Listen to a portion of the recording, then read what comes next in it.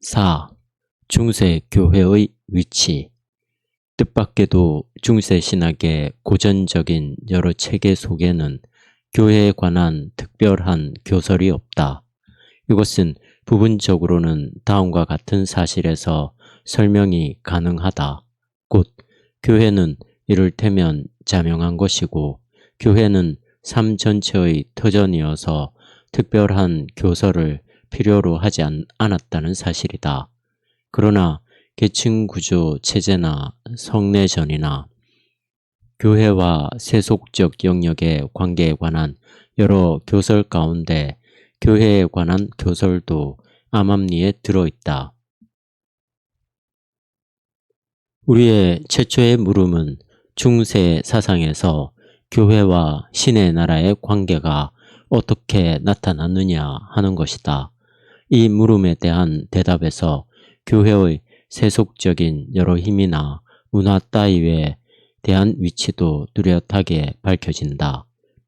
아우구스티누스의 역사 해석은 이 물음에 대답하기 위한 바탕을 제공해준다. 그래서 우리는 이것을 다시 거론해야 한다. 아우구스티누스의 역사적 해석에서 교회는 신의 나라와 일부는 동일하지만 일부는 동일한 것이 아니었다. 그는 교회를 신의 나라와 동일시할 수가 없었다.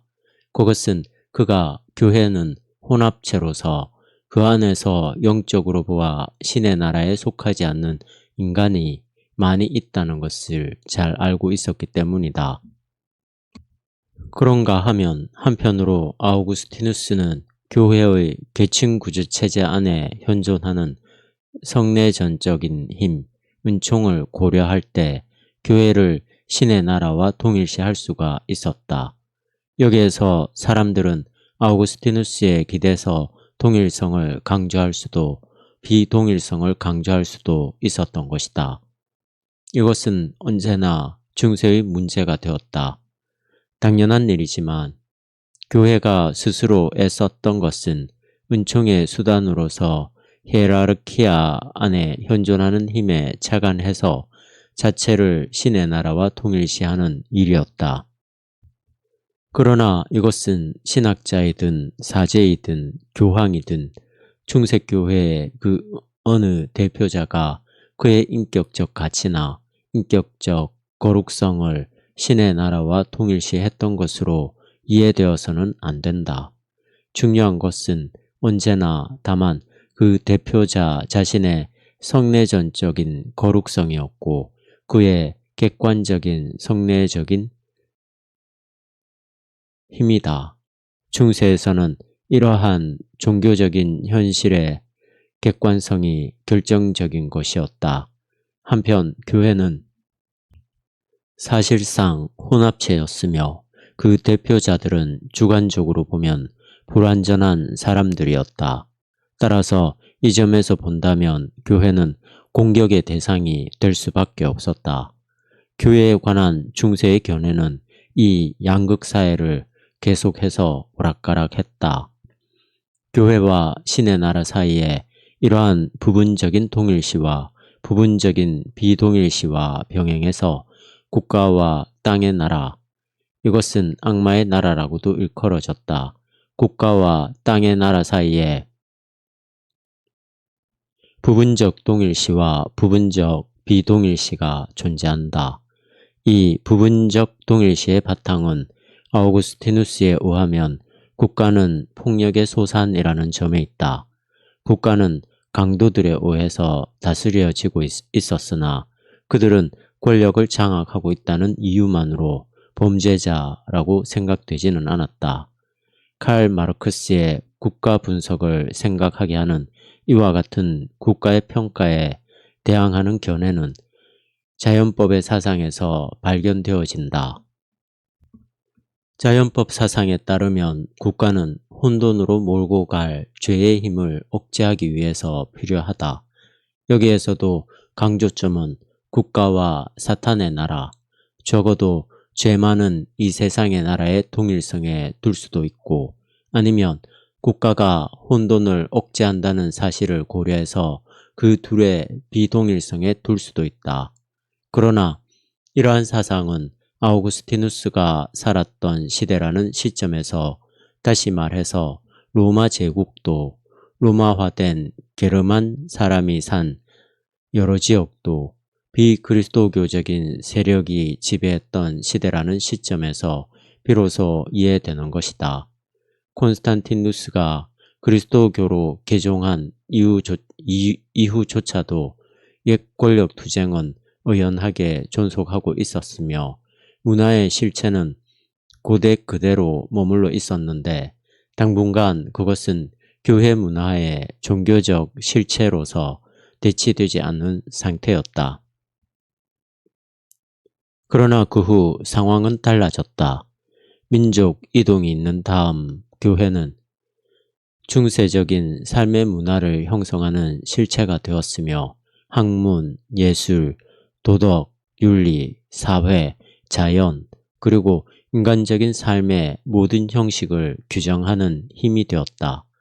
아우구스티누스는 고대적 실체의 다른 여러 요소들을 배제했다고는 하지만 그중 얼마쯤의 요소는 받아들였다. 그러나 그는 받아들인 요소를 교회의 신율적 원리에 종속시켰던 것이다.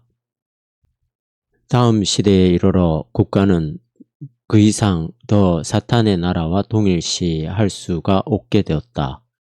이제야 교회는 국가의 실체가 되었기 때문이다.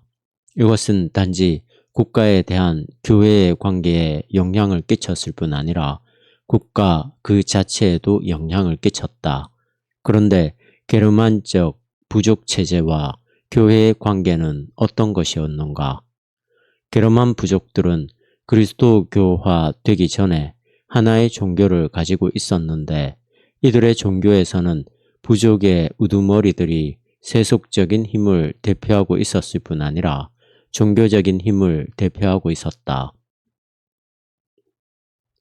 그들은 그 자리에 따라 자동적으로 두 영역을 대표하고 있었다.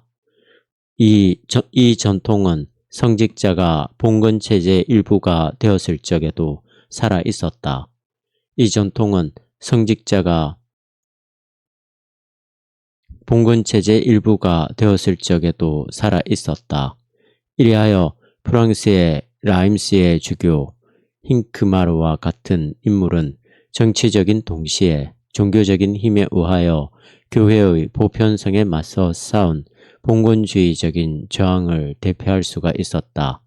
독일의 왕들은 그 위에 선 세속적인 봉건주에게 정치적 힘을 양도하지 않으면 안 되었지만 그들은 또한 좀 더 높은 자리에 있는 봉건주로 생각된 주교들에게도 정치적 힘을 거부할 수가 없었다.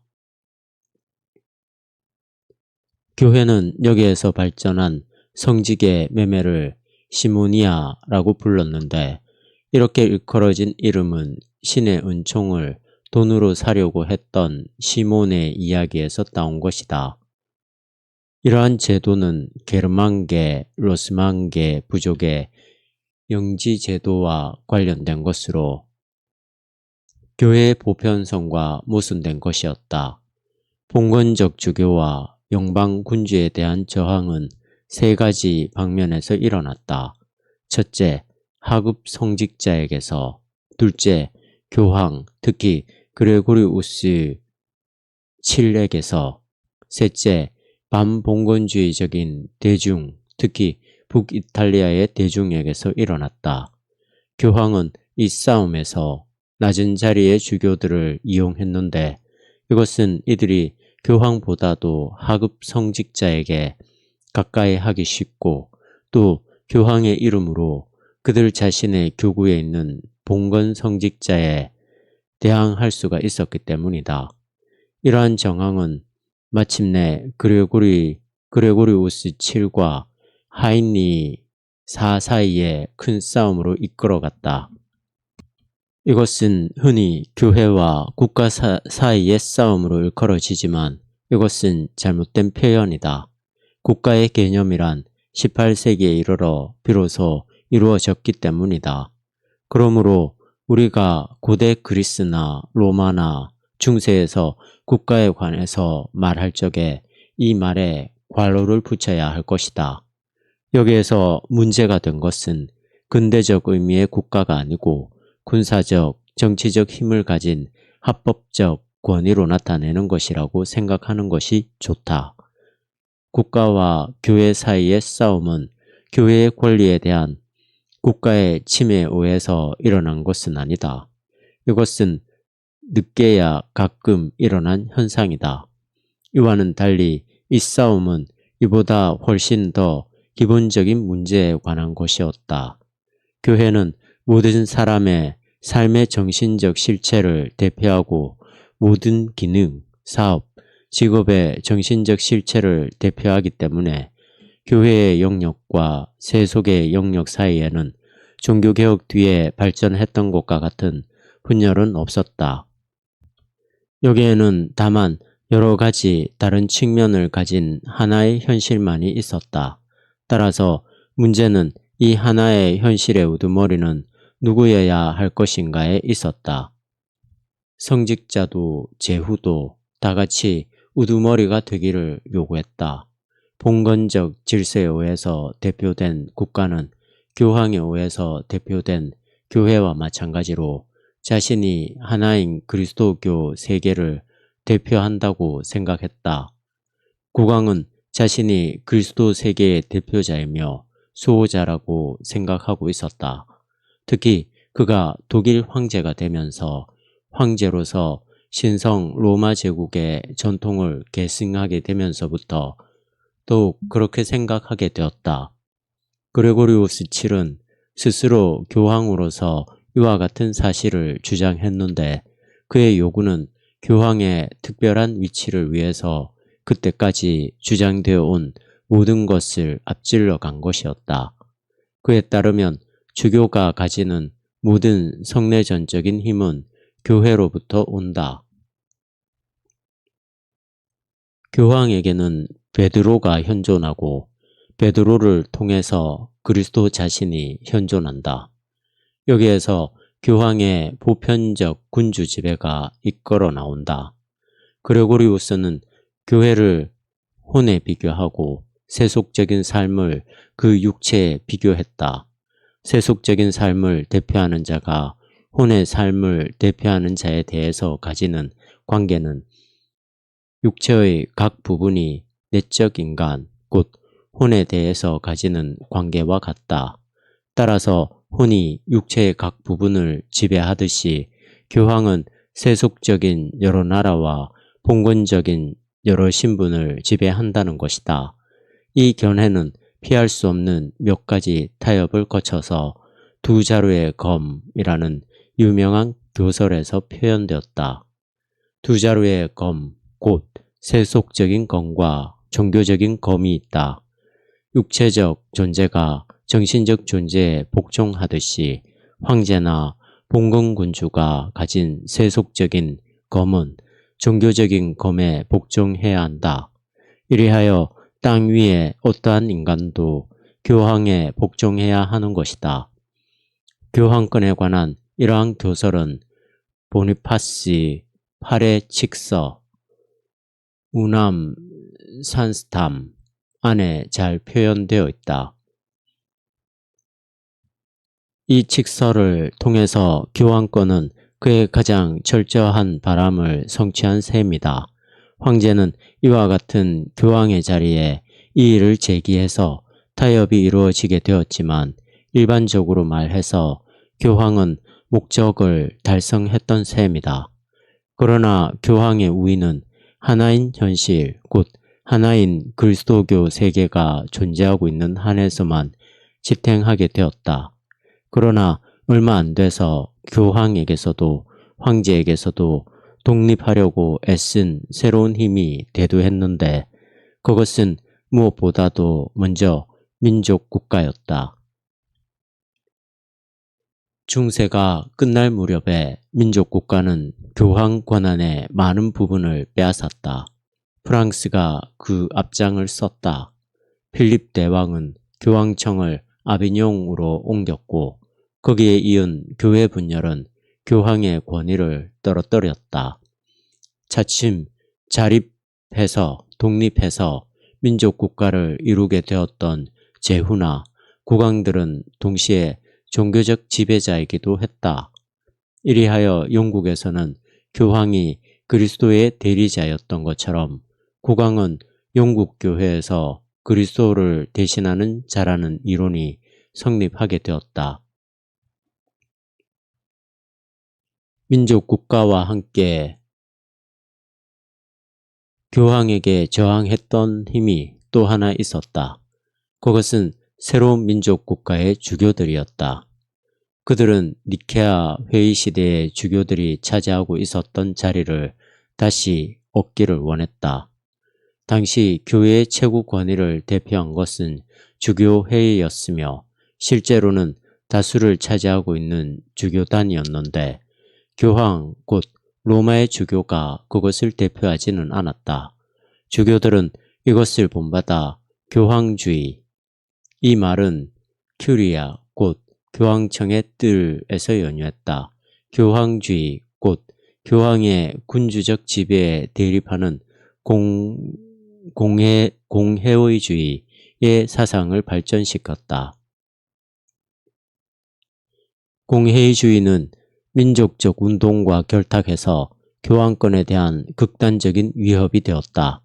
그러나 온갖 종류의 분열이나 민족적인 대립으로 해서 중세 말기에는 통일을 구하는 바람이 강화되었고 교황은 공회의주의가 한동안 승리를 얻었던 바젤이나 콘스탄스의 개혁회의를 무너뜨릴 힘을 얻게 되었다.